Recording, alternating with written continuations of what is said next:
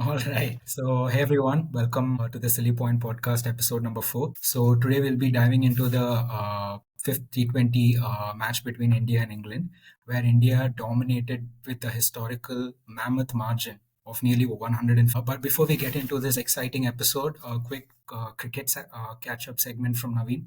So, Naveen, what do we have in cricket catch up today? Hello, Hari. How are you doing today? All good, sir, all good. Okay. Let's dive into this episode of SillyPoint podcast. Let's start with the cricket catch-up. So, starting off, our young girls from India won the Under 19 Women's T20 World Cup in Malaysia.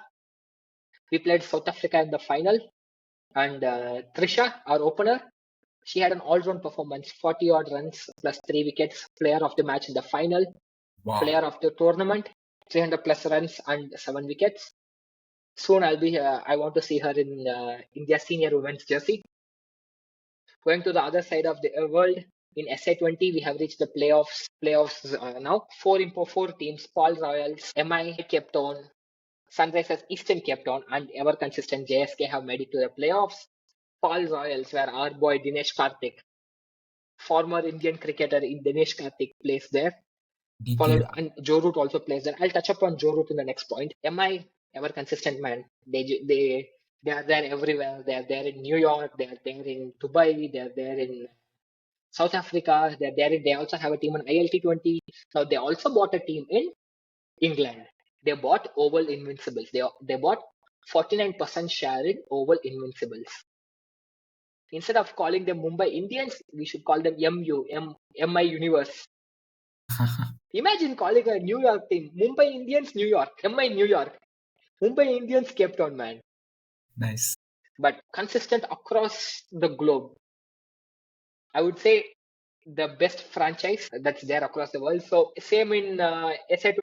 So Sunrisers Eastern Cape Town, led by Aiden Markram, do a three-peat. They're in the eliminators now. They have to win the eliminators final. They have to win 3 consecutive games to win it. Let's see if they can do it. And on the other side, for Paul Royals, Joe Root is just racking up runs. We spoke it in the last episode also. For JSK, Duplessis, as usual, Duplessis playing well. Sad news for cricket fans, CSK fans. Matisha Patirana has changed his bowling action. He's instead of doing a sidearm action, he changed his action a bit more straighter to avoid back injuries, but his line and lengths are way off. He got dropped by JSK. I don't know how it is going to be leading up to IPL, but Matisha Patirana, the X Factor, the Yorker King, has been dropped by JSK. Moving forward, closer there in Really Dubai, bad news for ILT20 is CSK happening. fans. Yeah, ILT20 is happening. The retired man Warner, man is possessed. Man has been really angry since no one bought him in IPL. Scored a 93 there, and along with him Tom Banton. He's also scoring a lot of runs. I think Tom Banton is the leading run scorer there, if I'm not wrong. Tom Banton and Joe Root are making a difficult case for themselves for the 2026 World Cup in India. England have moved on from Joe Root, and they said Tom Banton is not a fit for their style of play, the Bazball style of play. These two are not fit. You see what Bazball is doing, 150 run defeats. Yeah. I think let's touch upon that at the end. Coming back to our own country in the recently concluded Ranji Trophy last round, Mumbai versus Meghalaya.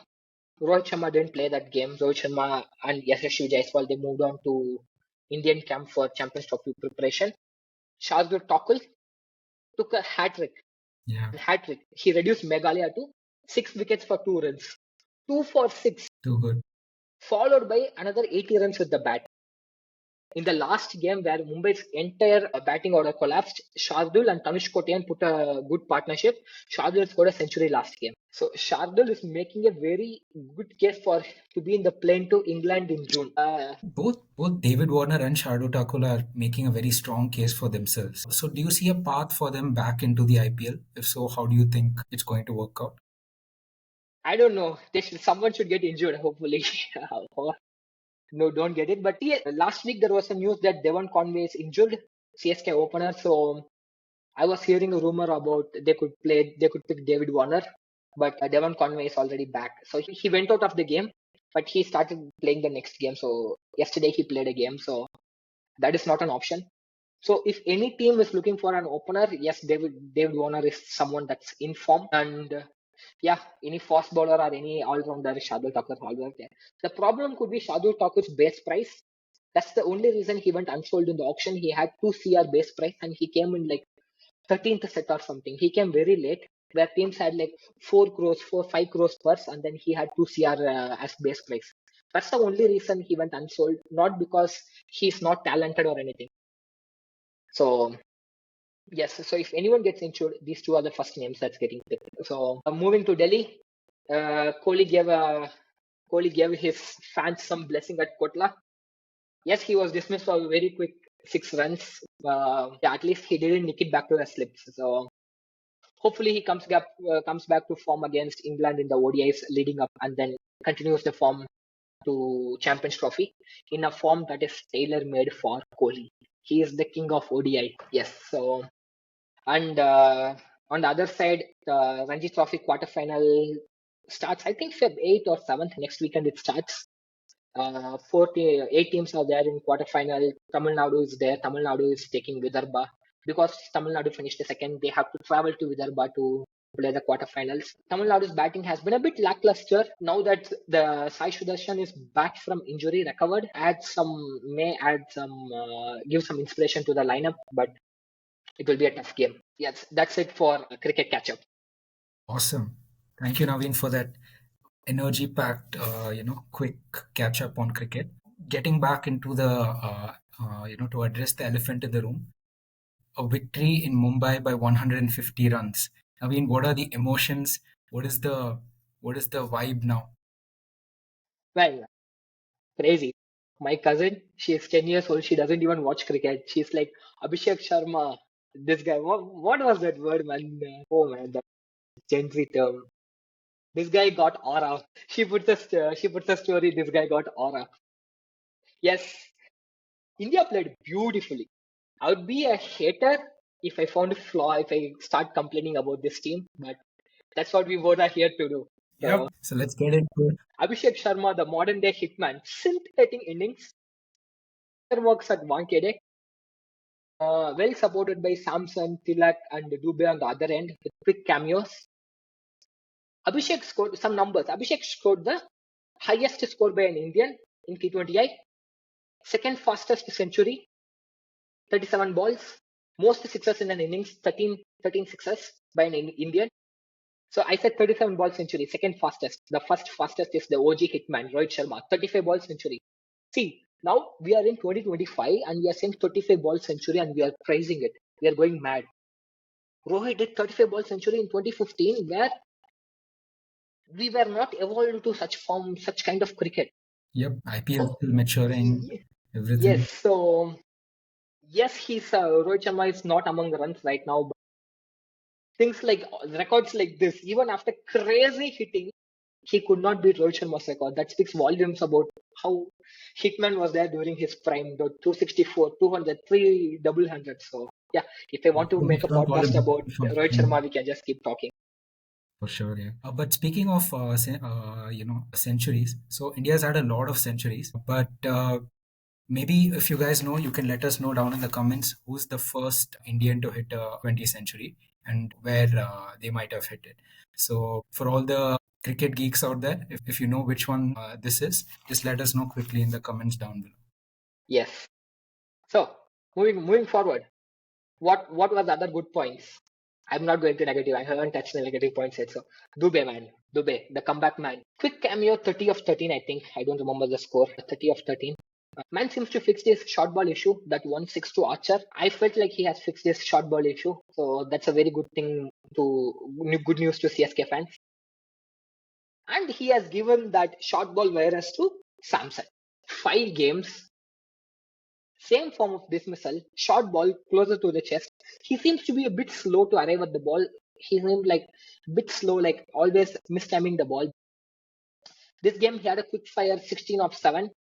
Sometimes it will go to 50 of 25, 70 of 35. But yes, that start is there, that blistering start is there. Yes, people have found a way. They are all bowling short balls closer to him, and he's unable to release his arms. So Going into probably next he'll play the IPL, and I'm guaranteed every team is gonna get a fast bowler, 50, 150, 145 fast bowler who's gonna hit the deck hard, short ball, every ball. So I hope Sanju goes to the nets and fixes it. And then moving to our captain Sky, not among the runs right now, but amazing captaincy. 31 runs in this full series at an average of 6.2, I think. A bit, it's a bit of a letdown when you think about captaincy. Do you think this would threaten like his position or anything? Yeah. So that's the beauty of this team management. So since Gambhir took over from Dravid in June 2024, what is the three main things? Let's not talk about ODI and T20 test. ODI we didn't play a lot. Test, okay. I don't want to comment, but just look at the T20I setup, man. What was the mantra? We'll bat till 8, 9, and we'll bat with identity. We'll go hard. We'll play spin heavy, and we'll have a consistent T picking. If you are picked to the team, you will be backed. They had these three mantras and they stuck to it, and it is working. So now, even if a player goes in a slump, they're not kicking him out of the team, but they're giving him a longer rope. So that gives the batsman that freedom. Hey, I don't need to save my spot. I can take risk and score runs. Sky has 150 plus scores in the last 9 innings. That is South Africa and England tour combined. 4 matches in South Africa, 5 matches in England. In the whole 9 match, he had one score of 50 plus. But no one is going to question Sky's position. That's the team. So Abhishek Sharma, well, coming into this series, people wanted Samson to play and Abhishek to be dropped, and then Jaiswal to play. Now it's the opposite. If you want to pick one batsman in the world right now, one batsman in the Indian team right now, you probably pick Abhishek Sharma. So that's what the management and Gautam Gambhir and Sky, they have built this team environment where people are given that freedom to express them. They are given a longer rope so that they don't have to play slowly, score that runs to save that spot. Then we'll go back to our 2016, 2017 pre-Gambhir era, where people used to play slowly with a slower strike rate to accumulate runs to save their spot. Nice. That's why we were not scoring 220, 240 very often. Yeah, congrats to Gautam Gambhir.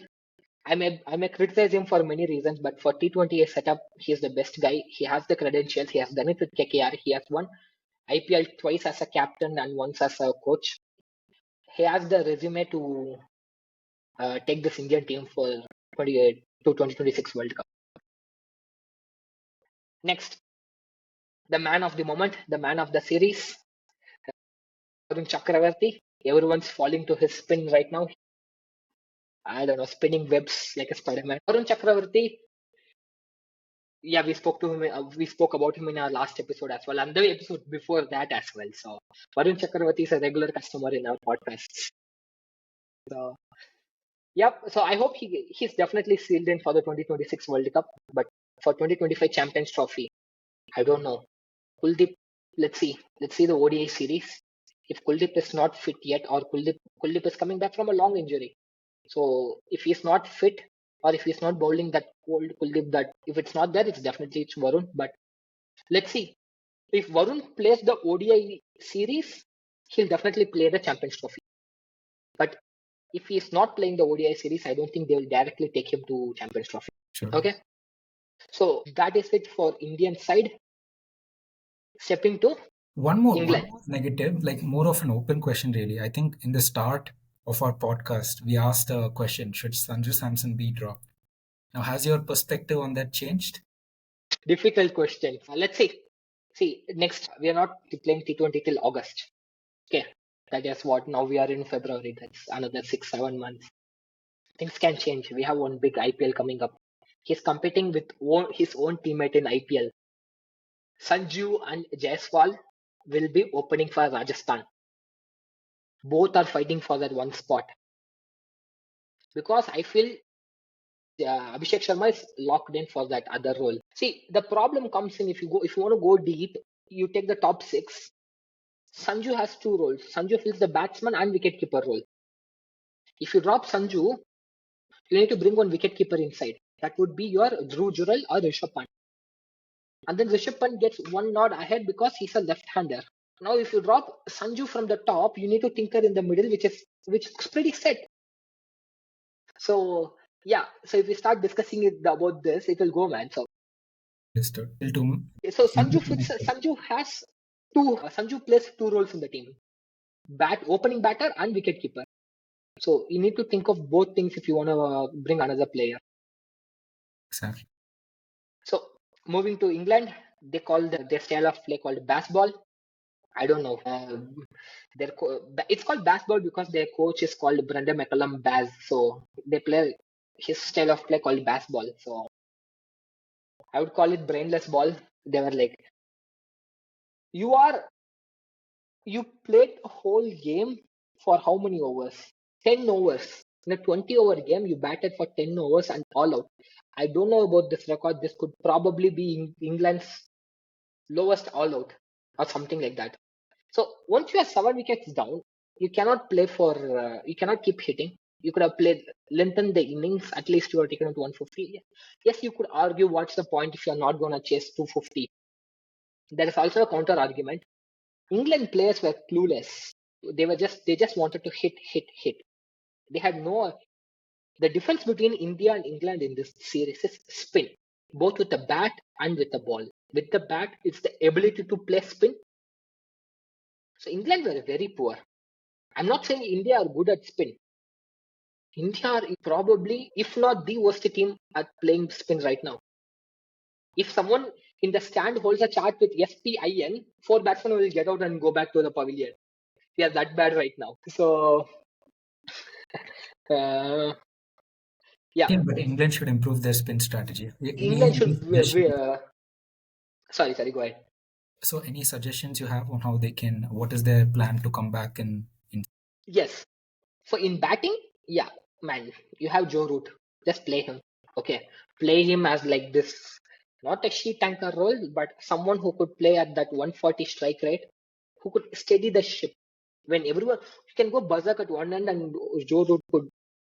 I mean, you could argue that you don't need the anchor role in T20 cricket, but if your match is in India, I think Joe Root has the credibility to get selected in the team, at least in the squad. And where did you lose? You cannot come to India with one spinner and 2 hours of Liam Livingston, one and a half spinner. You cannot come. We played with four spinners. We spoke about it in the last podcast as well. So next year coming to England, I think this is the time they should have invested in someone like a Rehan Ahmed, Tom Hartley. So you don't want to win the series, but at least if you are coming here next year, give these guys a feel of the pitch, how it's gonna work, how the white ball is. They came here last year and they have a experience with the red ball. But at least they could have played Rehan Ahmed one game, at least the last game where the game was done. There was nothing to win. At least you could have used what about 2026 World Cup and played Rehan Ahmed. So spin was the difference between India and England. We played better spin. No, I wouldn't say we played better spin. They didn't bowl enough spin, and then we survived. And we bowled more spin they couldn't tolerate. So that's a very very good way to put it. Yeah. Yes, yes. Uh, yep. So So that's it for this on pod. a great trajectory for Champions Trophy. Do you see any changes happening? I mean, before we conclude, do you see any changes happening, or do you think we are on, the perfectly right track to going towards Champions Trophy with a young, ambitious Indian team and a lot of spinners and a lot of fast bowlers in our as aces up our sleeve? Or do you feel like anything specifically we need to look out for? I think February 6th is not 6th, today is 4th, right? So I think 6th or 8th, the ODI series starts. Three-match ODI series against England. Let's do a preview on that. We'll be doing a preview for that ODI series. And once that series concludes, we'll have an idea on who's performing well, who is not. But Indian batting, I wouldn't complain. Top six. Everyone, I think if not everyone has an average of above 50. And bowling is pretty good, pretty solid. Fingers crossed Bumrah will get fit. Kuldeep comes back as the Kuldeep from 2023. And if everything goes right, if you have that same team from 2023 World Cup, the same jersey, if the vibes are same, yeah, man, nothing's stopping us. Let's see. Let's see. We'll do a review on each team. We'll be doing. for each team in the Champions Trophy. With that, we conclude this episode of Silly Point. Thank you all Soon we'll so be much seeing for you watching. with more. Yeah. Yeah, yeah. So, like Naveen said, thank you all so much for watching, and we'll catch you in the next one. Bye bye.